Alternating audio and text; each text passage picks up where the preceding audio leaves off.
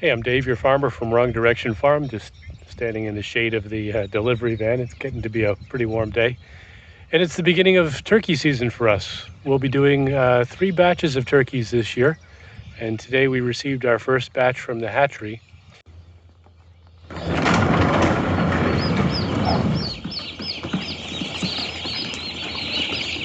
So today I've just picked up 420 turkeys. We've got 380 white turkeys.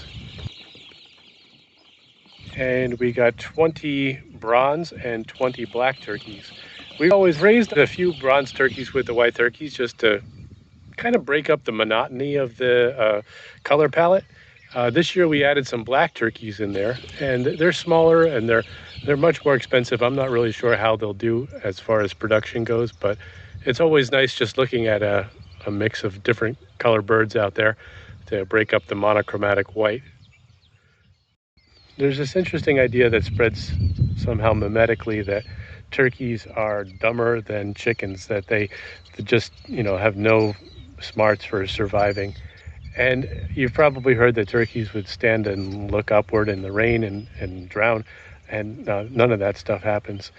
Turkeys do have some peculiar needs. They need to be treated as a turkey, and that's important whenever you're dealing with livestock.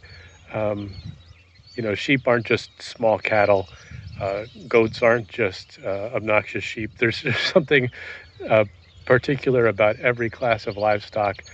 So we're about to put the turkeys into their brooder. We've power washed one of the chicken brooders. We like to really clean things up, especially between batches of chickens, transitioning from batches of chickens to turkeys.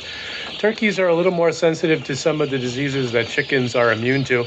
It's probably because turkeys have really been domesticated for a shorter amount of time than chickens. Chickens have been in human domestication for thousands of years, turkeys just for a few hundred. So that's probably the reason why they haven't had as much selection pressure for disease resistance. That's a theory, I don't know that for a fact. But we're gonna move the turkeys into the brooder. We've sanitized it, we've gotten it all ready, and it's warmed up to temperature. So let's get them in. The turkeys arrive from the hatchery in these boxes, and these keep them warm enough while they're in transit, while they're not in the heaters.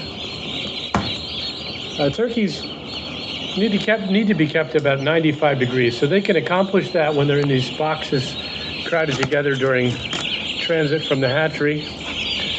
As long as it doesn't, get below freezing or something, they should be fine. Hey guys.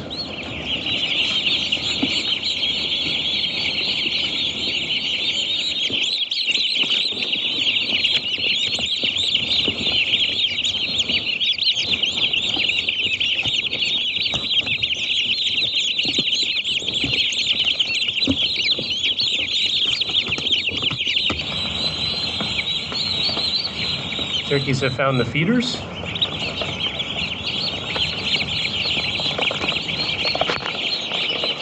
And they found the waterers.